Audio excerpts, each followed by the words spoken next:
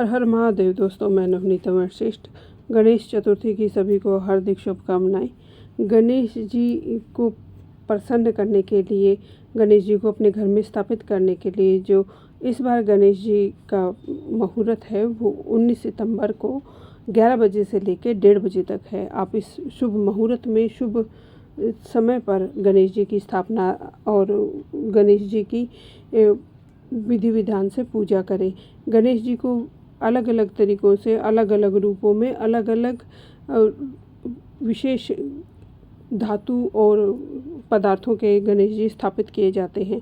आज जो मैं गणेश जी की स्थापना बता रही हूँ वो गणेश जी की स्थापना के जैसे ही विशेष स्थापना है। बस ये आप अगर आप किसी विशेष मनोकामना के साथ करते हैं या आप ये लाते हैं अपने घर में स्थायी रूप से स्थापित करने के लिए, तो ये बहुत ही शुभ और श्रेष्ठ योग है जिसमें कि आप गणेश जी को बिल्कुल स्थापित अपने घर में स्थायी रूप से कर सकते हैं। आपको एक दिन पहले आँख के पौधे की जड़ को निमंत्रण दे के आना है कि कल मैं आपको लेने आऊँगी। और गणेश चतुर्थी वाले दिन जैसे गणेश जी को आप अपने घर में लेके आते हैं, ऐसे ही इस आँख की जड़ को आप लेके आएँ जैसे आप गणेश जी को लेके आते हैं, पूरे मान सम्मान और भाव से।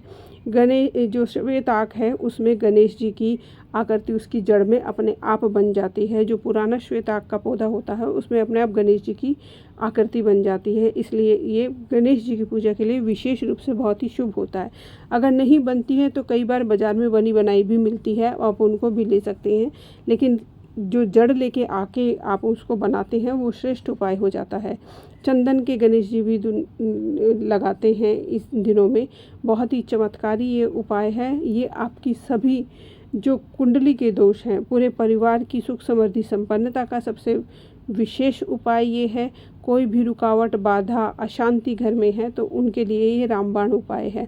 आपको इनको गणेश जी की तरह ही स्थापित करना है और वैसे ही जैसे गणेश चतुर्थी के दिनों में आप भोग पूजा आराधना करते हैं, ऐसे ही इनकी भी पूजा आराधना करनी है। इनको डेली दुर्वा चढ़ाएं और जैसे आप भोग प्रसाद लगाते हैं ऐसे ही इनको प्रसाद लगाएं। इसके अलावा 195 नंबर जो बहुत ही पावरफुल नंबर है आपके किसी भी शुभ योग को जागृत करने के लिए, ये आप अपने हथेली के बुध पर्वत पर या रिस्ट पर ये आप नंबर लिख सकते हैं। बहुत ही अचूक ये उपाय है। किसी विशेष मनोकामना के लिए अगर आप लगातार 7 दिन, 11 दिन, जितने दिन आपने गणेश जी बिठाए हैं उतने दिन आप लिखते हैं, स्पेशली ग्रीन कलर के पेन से आपको ये उपाय करना है।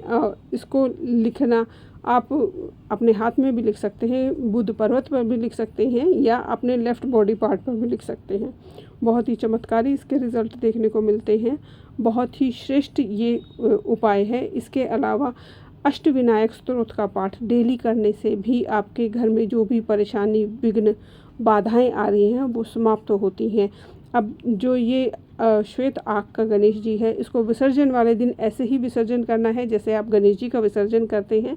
बस उसको धूप में थोड़ी देर रख के वापस अपने घर में लेके आ जाएं और अपने पूरे घर में ऐसे ही घुमाएं जैसे गणेश जी को घुमाते हैं और वापस से लाकर अपने घर में ऐसे ही स्थापित कर दें। अपने घर के बाहर अंदर चारों तरफ इसको घुमाकर एक परिक्रमा के जैसे इनकी करके वापस से आप इसको अपने घर के मंदिर में लाके रख दें।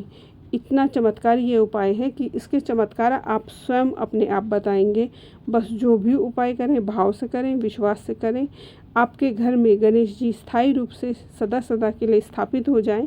इसी भाव और विश्वास के साथ धन्यवाद दोस्तों, नमस्कार।